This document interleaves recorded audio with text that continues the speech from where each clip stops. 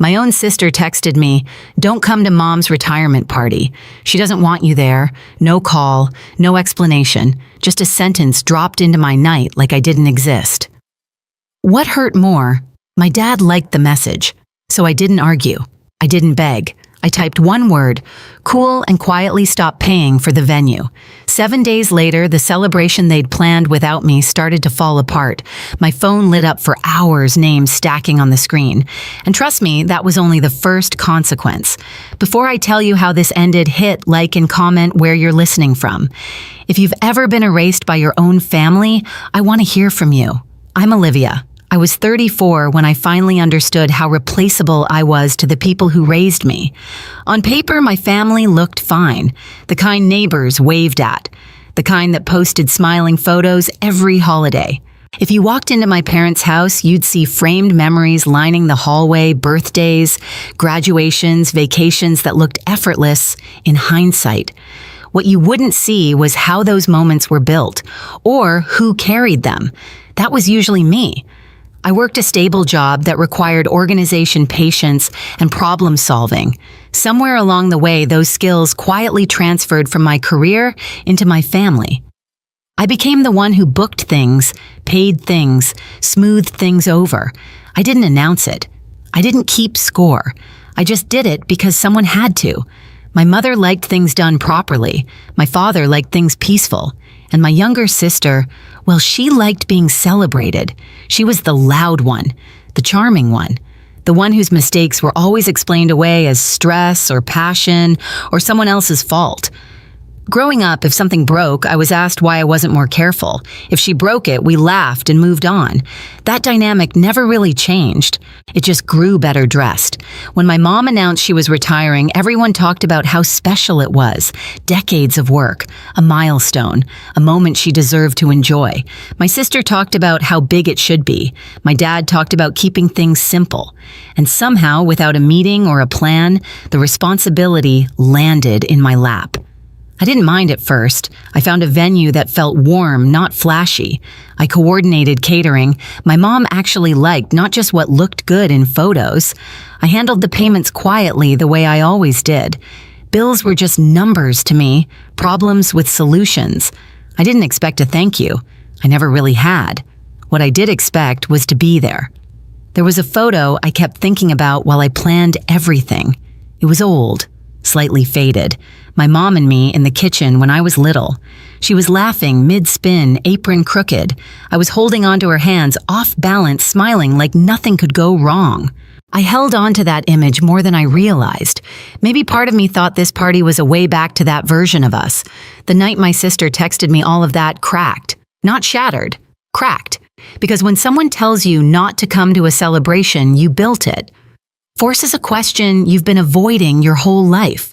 Was I family, or was I just useful? That question stayed with me long after I set my phone down, and it followed me straight into the days that came next. The message came late, the kind of hour where nothing good ever arrives. I was at home, shoes kicked off near the door, the room lit by a single lamp I'd forgotten to turn off. My phone buzzed once on the coffee table. I didn't rush to it. I never did anymore. Most nights, it was just noise group chats. I muted reminders I already knew by heart. Then I saw my sister's name. The text was short. No greeting. No softening the blow. Don't come to mom's retirement party. She doesn't want you there.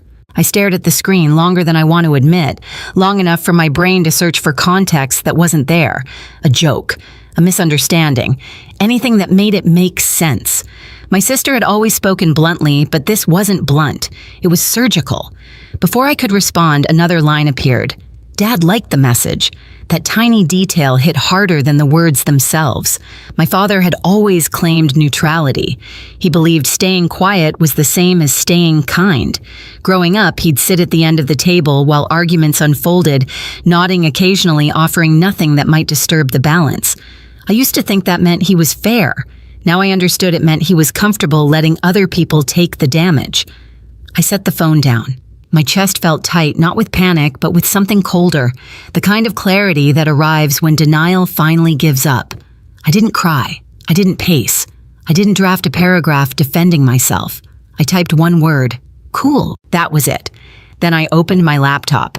The venue confirmation email was still open from earlier that day. I'd been checking details, making sure everything was set. Without hesitation, I started undoing what I'd built, one cancellation at a time. Each click was quiet, clean, the kind of efficiency I was known for. The payments didn't fight back. The bills didn't argue. They just disappeared one by one like they'd never belonged there in the first place. What surprised me most was how calm I felt. The next morning, I waited for something, an apology, a call, even an awkward explanation. None came. The silence stretched through the day and into the next. It was the kind of silence that answers questions without saying a word. They weren't confused. They weren't conflicted. They were simply assuming I'd fall back into place. A few days later, messages started trickling in. My sister accusing me of being dramatic. My mom asking why things weren't moving forward. No one asked how I was. No one acknowledged what had been said to me. They spoke like the problem wasn't what they'd done, but that I'd stopped fixing it. That's when the shift happened. Not loud, not sudden, just a quiet realization settling in my chest. If I kept stepping back into the role they'd assigned me, this would never end. There would always be another event, another bill, another line crossed, explained away as family.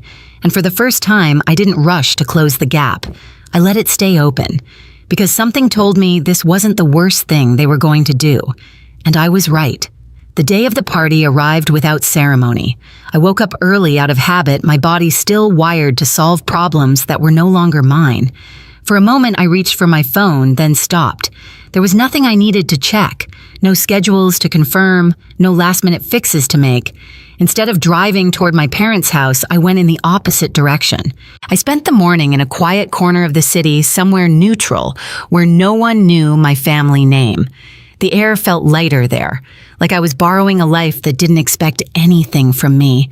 My phone stayed face down on the table beside me. I didn't need to look to know what was happening. I could picture it clearly. People arriving confused. My sister scrambling. My mom smiling too hard, pretending this was exactly how she wanted it. The kind of chaos that only shows up when the person who holds everything together quietly steps away. Mid-afternoon, a message came through from a cousin. No commentary, just a photo. The celebration had been moved to the garage. Folding chairs lined up unevenly. A banner drooped against the wall, the letters curling at the edges like they'd given up halfway through. Half the guests I'd personally followed up with weren't there. Probably assumed the whole thing had been canceled. My sister stood near the center holding a store-bought cake like proof she'd tried. Her expression wasn't proud. It was tight, calculating. I turned my phone off. That evening, the calls started. My sister first, her voice sharp, accusing me of ruining everything. My mom after that, demanding an explanation as if confusion had suddenly become her language. Even my dad tried once, leaving a voicemail that said a lot without actually saying anything. No one asked why I'd been hurt. They only wanted to know why things weren't working. A few days later, my sister texted like nothing had happened. There was a family dinner planned. I should stop acting childish. Come back. Fix it. I didn't reply. Not long after, I had a work trip scheduled, just a few days out of town. Against my better judgment, I reached out to my parents and asked if they could watch my dog while I was gone. He loved their yard. I told myself it was temporary, controlled, safe. When I returned, something felt wrong immediately. No barking, no nails clicking against the floor, no familiar weight leaning against my legs. My mom opened the door alone. She wouldn't meet my eyes. "He's gone," she said. For a second, I thought she meant he'd run off, that there'd been an accident. My chest tightened. Then she added casually, "Your sister took care of it." The words didn't land right. Took care of it? How? She sighed, already irritated. She found him a new home, someone who needed him more. That was the moment everything shifted. This wasn't about a party anymore. This wasn't about hurt feelings or misunderstandings. They hadn't just erased me. They'd crossed a line they couldn't walk back. And for the first time, I wasn't thinking about how to keep the peace.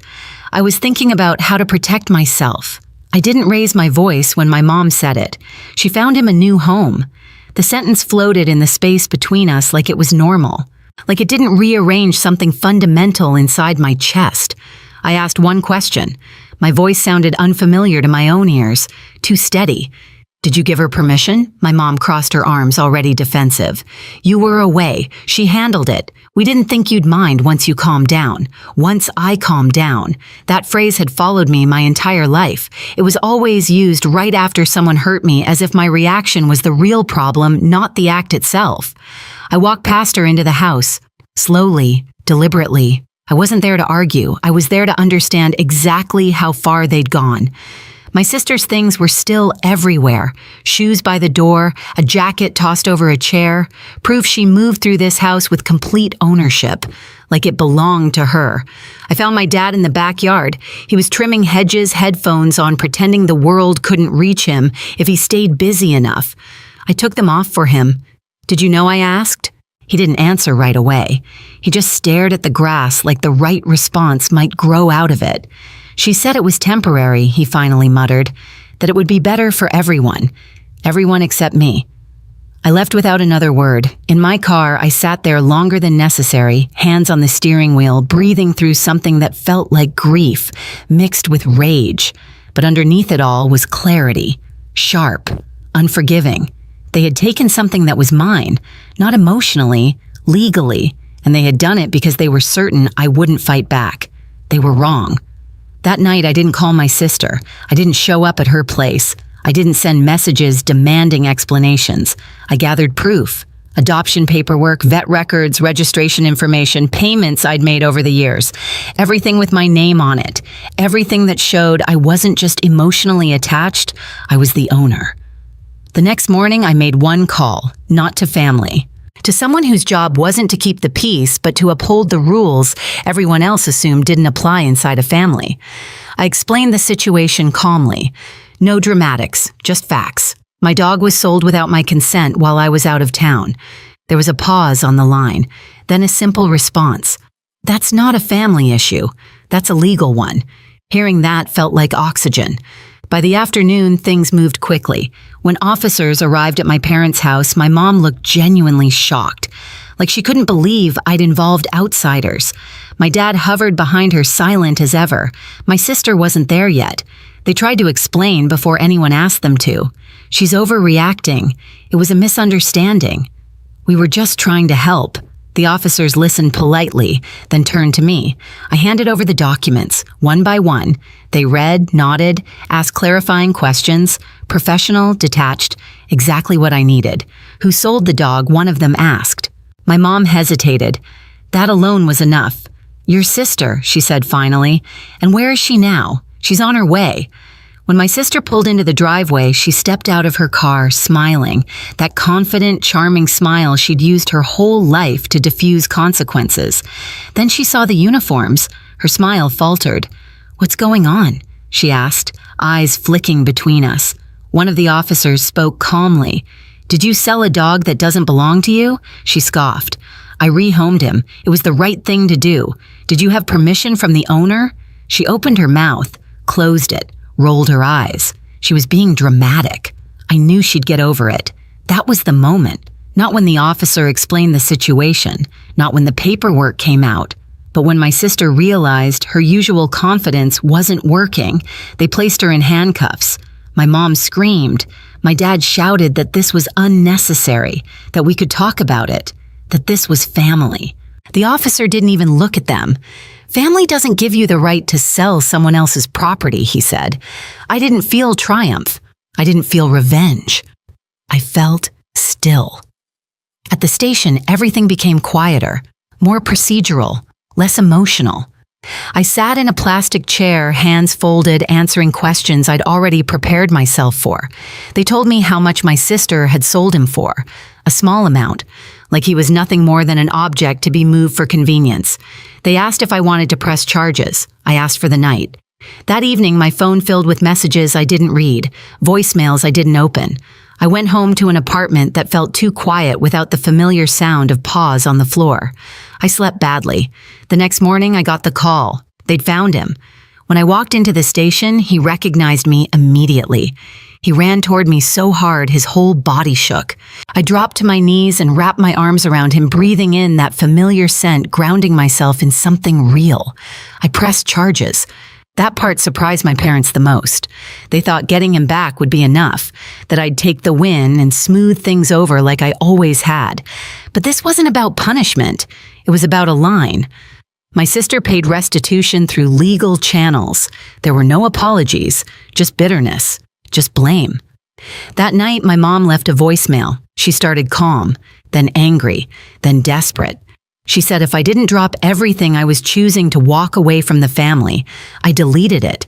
Because for the first time, that wasn't a threat. It was a confirmation. They had built a family that only worked if I stayed silent, and I was done being quiet. The house felt different after that, quieter but not empty. He slept pressed against my leg the first night back like he needed to make sure I was real. I didn't move until morning. I let the stillness settle into my bones, replacing the constant tension I'd carried for years. The legal part wrapped up without drama. Restitution went through the proper channels. No heartfelt conversations followed. No apologies showed up late and trembling. Just distance. Clean and unmistakable. I changed the locks, updated my emergency contacts, removed names that had been there by default, not by trust.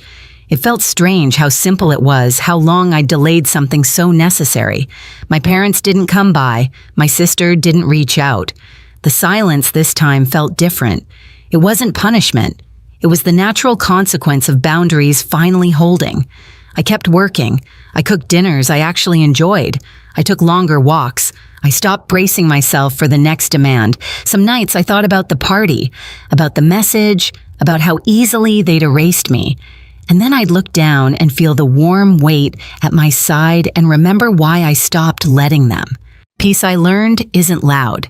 It just stays. For a long time, I thought love meant enduring whatever your family handed you. Now I know better. If being hurt is the price of belonging, it isn't love, it's control. And choosing yourself doesn't make you cruel. It makes you honest. If this story sounds familiar, you're not alone. Share your thoughts in the comments. Tell me where you're listening from and hit subscribe for more real stories about boundaries, betrayal, and quiet justice.